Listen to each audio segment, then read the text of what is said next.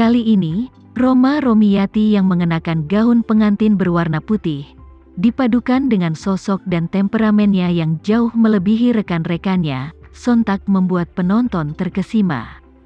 Meski Zain Sucipto menemaninya memilih dan mencoba gaun pengantin tersebut, namun melihat Roma Romiati mengenakan gaun pengantin di panggung pernikahan, Zain Sucipto tetap merasa matanya berbinar.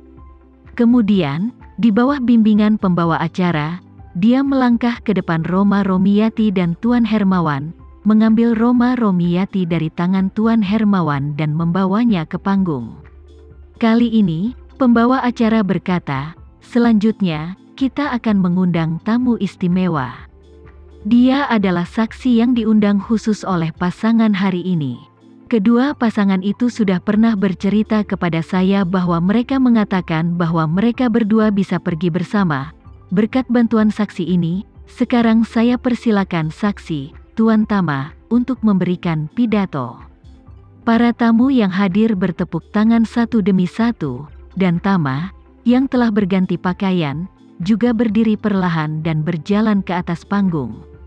Sebelum naik ke atas panggung, staf Sangrila menyerahkan mikrofon kepada Tama. Setelah Tama mengambilnya, dia melangkah ke atas panggung dan menghampiri pasangan itu.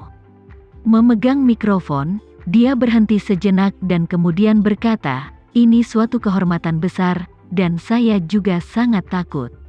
Saya tidak siap untuk diundang oleh dua penatua ke adegan pernikahan yang begitu berarti sebagai kesaksian mereka.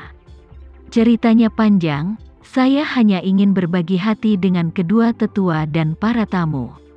Tama berhenti selama 2 detik dan melanjutkan, "Orang tua saya pergi sangat awal, tetapi keberuntungan dari kesialan adalah, ketika saya masih muda, mereka memberi saya suasana keluarga yang sempurna, mereka saling mencintai, dan mereka dapat mentolerir, memahami, dan mendukung satu sama lain dalam hidup, dan mereka menggunakan tindakan praktis untuk membuat saya memahami sebuah kebenaran. Selama Anda bertemu orang yang tepat dan menemukan arah yang benar dalam hidup, Anda akan mampu mengatasi semua rintangan dan menghadapi kesulitan sepanjang jalan.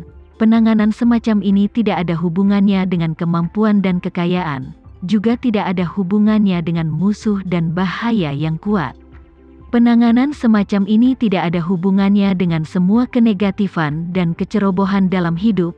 Dalam ingatan saya, meski mereka berakhir tanpa apa-apa, mereka membawa saya untuk menyewa di halaman kecil yang bobrok, dan mereka masih sangat mencintai satu sama lain. Ibu saya akan melakukan yang terbaik untuk merapikan setiap sudut rumah setiap hari. Dia juga akan menggunakan pikirannya untuk membersihkan setiap sudut rumah. Buat setiap bahan di atas talenan, dan selalu pertahankan semangat dan senyuman. Dan ayah saya akan melakukan yang terbaik untuk mencari peluang untuk menghidupi keluarganya di kota ini. Bahkan jika dia kembali dengan tubuh penuh debu dan keringat, dia akan tetap bersama ibu saya dan mempertahankan semangat dan senyuman. Meskipun dia sangat keras selama itu, dia tidak pernah mengeluh tentang ketidakpuasan dan penderitaan hidup. Karena di matanya, selama istri dan putranya ada di sisinya, tidak ada yang seperti penderitaan dalam hidup baginya. Selain itu, mereka tidak pernah mengabaikan pendidikan saya karena kesulitan hidup. Dalam ingatan saya, terakhir kali ayah saya mengajari saya membaca sebuah buku yang sangat bagus. Ketika dia berbicara tentang bagian dari "jangan senang dengan hal-hal, jangan sedih dengan dirimu sendiri", dia meletakkan buku itu dan mengatakan kepada saya, "Dalam hidup ini, jangan berharap seberapa kaya kamu dalam hidup ini, dan jangan berharap seberapa tinggi kamu dalam hidup ini.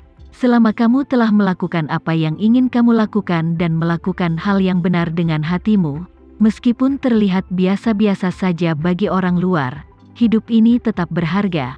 Pendidikan ayah saya selalu sangat memengaruhi hidup saya. Pandangan dan nilai juga membuat saya benar-benar tidak senang dengan hal-hal dan tidak sedih dengan diri saya sendiri.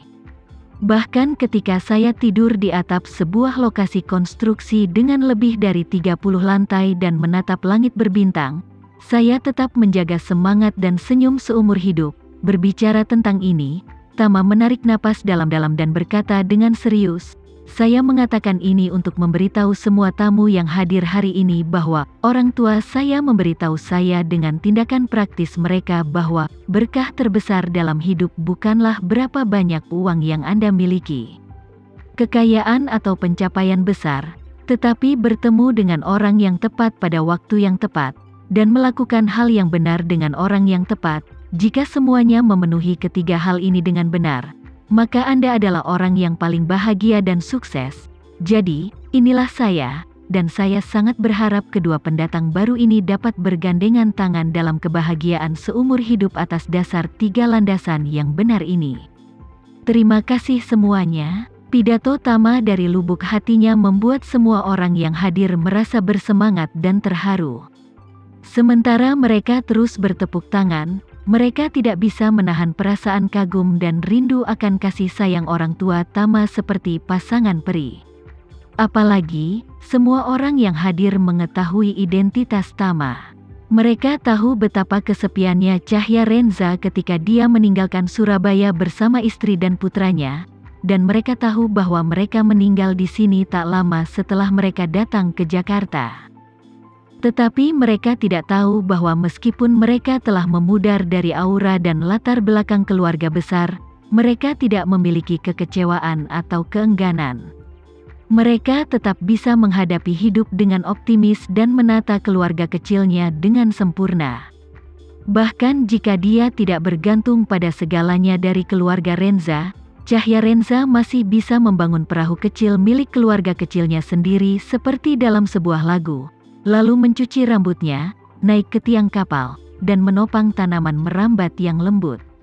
Dan Sarah juga bisa melepaskan semua auranya, dan tetap di sisinya dan putranya dengan sepenuh hati, membuat keluarga kecil ini hangat dan indah dengan sepenuh hati. Saat ini, semua orang memandang Cahya Renza dan Sarah dengan kekaguman baru. Dan Zain Sucipto juga sangat malu di dalam hatinya, mengingat kembali kemarahan dan pengunduran dirinya setelah keluarga Sucipto kehilangan kekuasaan. Benar-benar ada jarak ribuan mil antara dirinya dan Cahya Renza. Pada saat itulah dia mengerti mengapa putranya hanya seorang idiot dengan pendidikan dan pengalaman yang cemerlang, sementara putra Cahya Renza, meskipun dibesarkan di panti asuhan dan di lokasi konstruksi, masih bisa menjadi luar biasa. Perbedaan nyata terletak pada sikap Cahya Renza terhadap kehidupan dan keluarga, keterbukaan pikiran, tanggung jawab, antusiasme, dan dedikasi yang tidak dapat ditangkap oleh sanjungannya. Baru saja, lelaki tua dari keluarga Sucipto diam-diam memarahi putra dan cucunya karena tidak kompeten, tetapi pada saat ini, dia menyadari bahwa ketidakefektifan putra dan cucunya sebagian besar disebabkan oleh pendidikan dan pengaruhnya terhadap mereka. Baik aku maupun putraku tidak sehebat Cahya Renza, jadi baik aku maupun putraku tidak memiliki putra sebaik Tama. Ito Yuhiko sudah menangis saat ini. Dia bisa menghabiskan hidupnya untuk memanjakan Nanako, tapi penyesalan terbesar di dalam jiwanya adalah tidak bisa meninggalkan seorang anak laki-laki untuk melanjutkan nama belakang dan jubahnya. Mendengar kata-kata Tama kali ini, penyesalan ini diperbesar berkali-kali lipat dalam sekejap. Penyesalan itu begitu membesar dalam sekejap sehingga dia merasa di dalam hatinya bahwa hanya ada satu kesempatan untuk menebus penyesalan ini, dan itu adalah membiarkan Tama menjadi menantunya. Mau tak mau Ito Yuhiko berteriak dalam hati, anak sah juga anak. Namun saat ini, teman kepercayaan Tama di antara penonton sudah bermata merah.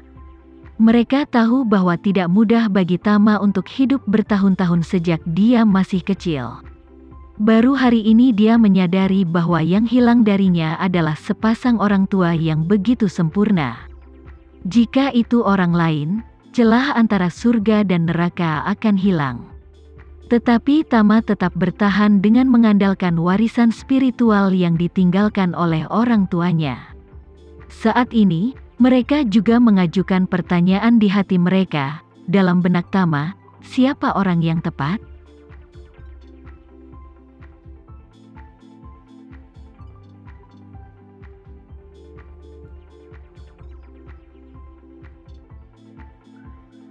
Sekian dulu ya video kali ini, kita lanjutkan lagi videonya di lain waktu.